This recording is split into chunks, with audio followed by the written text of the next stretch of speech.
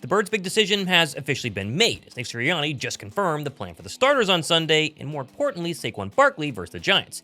But lost in the media frenzy is a not-so-great update for quarterback Jalen Hurts. Also, the Jets, they're trying to steal the Birds' greatest weapon, and another key piece is about to return just in time for the postseason. From Thomas Mott, this is the Thomas Mott Show.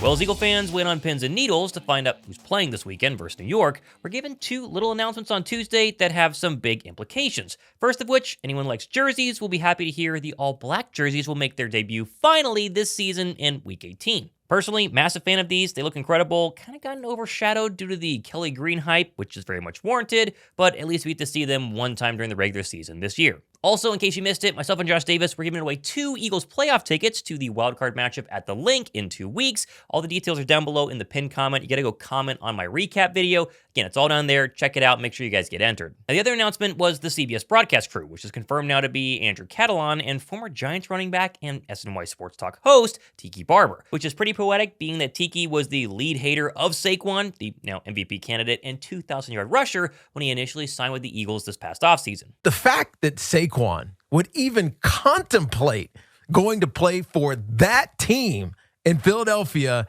is insulting to his Giant history and legacy. Saquon very well not be a New York Giant. I know that Joe Schoen is having conversations, but it just doesn't feel like it's going to work out. Go to Baltimore. Go to Houston.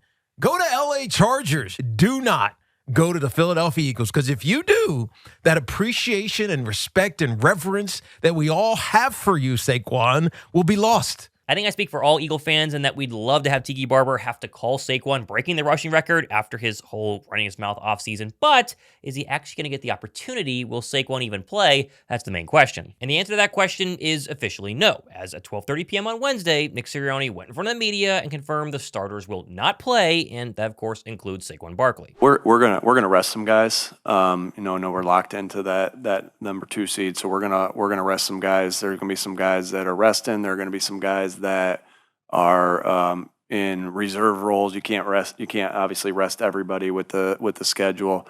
With the roster. And so that's our plan moving in here forward. Is Saquon going to be one of them? Yeah, he'll probably be somebody that rests. Honestly, this is 100% the right call. As much as we all wanted the record, Saquon getting some sort of freak injury is simply not worth it.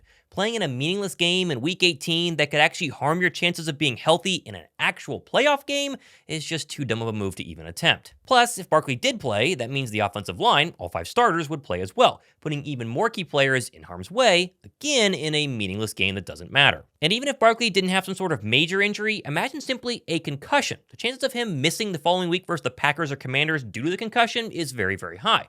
Something we saw Jalen Hurts have just this past week whenever he missed a start due to a concussion, and actually got some update on that today when Nick Sirianni said he's still in concussion protocol. Yeah, he's still in there, and so we'll see as the week progresses through. 101 yards short of the record, it's tough. But if the Eagles raise the Lombardi Trophy in February, no one will even care about any sort of rushing record, even Saquon Barkley. I'm curious y'all's thoughts on the Birds' decision to rest the starters and Saquon Barkley. Go down below in the comment section. I'm going to see how you guys are torn. But rest assured, the rest of the league is starting to trend in the same direction Philadelphia is going. Comparing the Eagles situation around the league, the Bills did confirm Josh Allen will take at least a couple of snaps in their Sunday finale just to keep his starting streak actually alive. And the Chiefs, who have 0 to play for, are not only going to play Carson Wentz, but likely third-stringer Chris Oludekun for a few series. Honestly, the biggest news for me, at least today, is the fact that Jalen Hurts is still in concussion protocol now a week and a half after the concussion actually occurred versus the Washington Commanders. But this now means Hurts is going to have 3 weeks off before hitting the playoffs. I'm not usually a guy who's worried about rust, so not going to complain here, but let's just say I'm hoping he gets healthy soon and can get back on the practice field very quickly.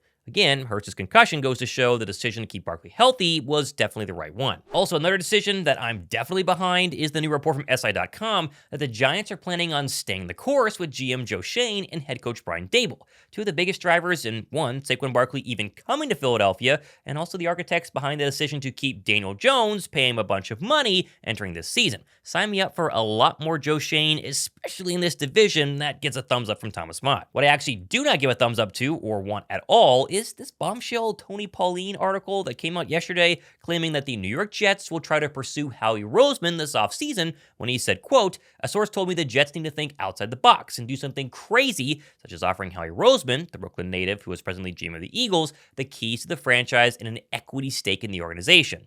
Yeah, that's really outside the box, and it 100% is not going to happen. The Birds are not letting go of the man behind one of the most successful franchises in the NFL over the past 2 decades. I mean, this past offseason alone is a perfect example of why Roseman is a top 1, 2, 3 GM in the league. How about trading Trainwreck, at least that was, and Hassan Reddick, and signing big-name free agents like Saquon Barkley and probably Defensive Player of the Year Zach Bond? He also put together one of the best draft classes in recent Eagles history. Yes, he's won a Super Bowl here, and he's drafted a few future Hall of Famers, had some really, really great free agent acquisitions, done well, maybe not perfect at the quarterback spot, but pretty darn good. And he's also a very close friend with owner Jeffrey Lurie. Safe to say this is the Jets dreaming far beyond what they could possibly actually do. He's not going anywhere. Roseman will stay in Philadelphia. If anything, this will help Howie Roseman get an even bigger contract extension after 2025. But again, the idea that the Jets could trade, sign him, give him equity, and the Eagles would just be like, sure, go ahead. You got to keep dreaming there, buddy. Moving over to some injury news, and Dallas Goedert is officially eligible to return from IR following the knee injury he suffered in the Week 13 win over the Ravens. Now, Goedert's been on and off IR this season. Injuries have been a problem throughout his career. He has still been very dangerous in the 9 starts he's actually played in. Now, the key here is that Philly will not activate him, at least this weekend versus the Giants, because they need his roster spot, and he wouldn't play anyway. But this does mean that Goedert will officially be activated the following week, making the Birds basically 100% healthy heading into their wildcard matchup at the Link versus either the Packers or Commanders. In other news, it sounds like Jake Elliott will continue to handle kickoff duties as he did this past week after basically not doing it all season long. It worked fantastic versus the Cowboys and sounds like it could be a permanent thing, at least according to special teams coordinator Michael Clay. Yeah, like I've told you guys all before, we have the luxury of having 2 guys that can kick off.